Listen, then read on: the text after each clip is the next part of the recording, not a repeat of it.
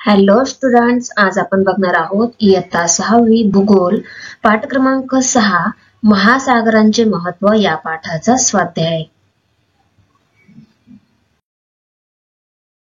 प्रश्न अ आहे, गटात न बसणारा घटक ओळखा, नकाशा संग्रहाचा वापर करावा. तर यामध्ये एक दिलेला आहे शंख, मासे, खेकडा आणि जहाज. तर यामधील गटात न बसणारा घटक आहे जहाज. दुसरा प्रश्न आहे, अरबी समुद्र, भूमध्य समुद्र, मृत समुद्र, कॅस्पियन समुद्र.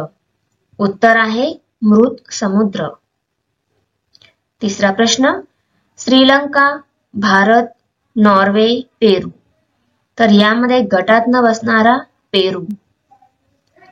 प्रश्न क्रमांक 4, दक्षिण महासागर, हिंदी महासागर, पॅसिफिक महासागर, बंगालचा उपसागर. याचं उत्तर आहे बंगालचा उपसागर.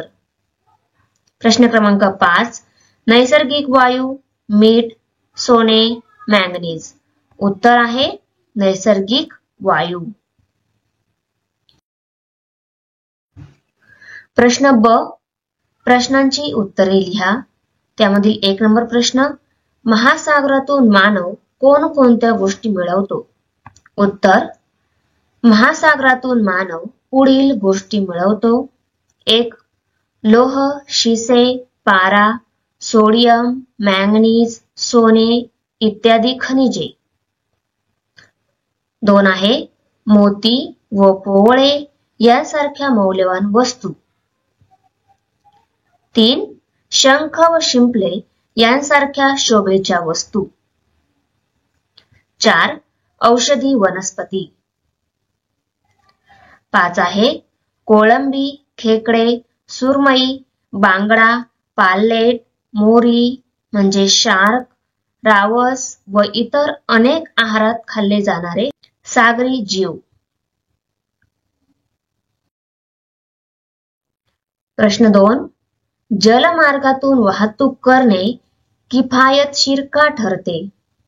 उत्तर, जलमार्गाने मोठ्या प्रमाणात अवजड वस्तूंची माल वाहतूक करता येते.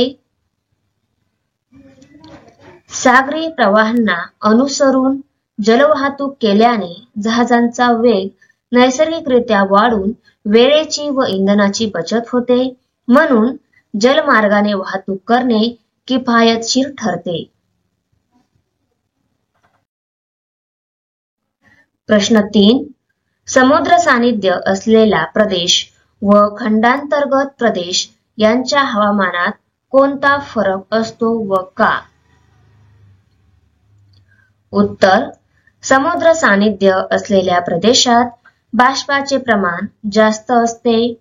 बाष्प हवेतील उष्णता शोषून घेते, त्यामुळे या प्रदेशातील दिवसभराच्या किमान व कमाल तापमानात विशेष फरक पडत नाही, त्यामुळे तेथील हवामान सम असते.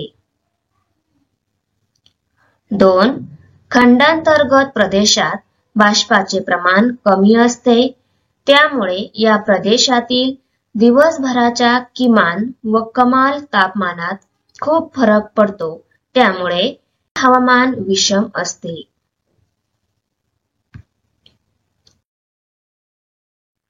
प्रश्न 4, पॅसिफिक महासागराचा किनारा कोणकोणत्या खंडांतर्गत आहे? उत्तर, पॅसिफिक महासागराचा किनारा उत्तर अमेरिका, दक्षिण अमेरिका, आशिया आणि ऑस्ट्रेलिया या खंडांलगत आहे.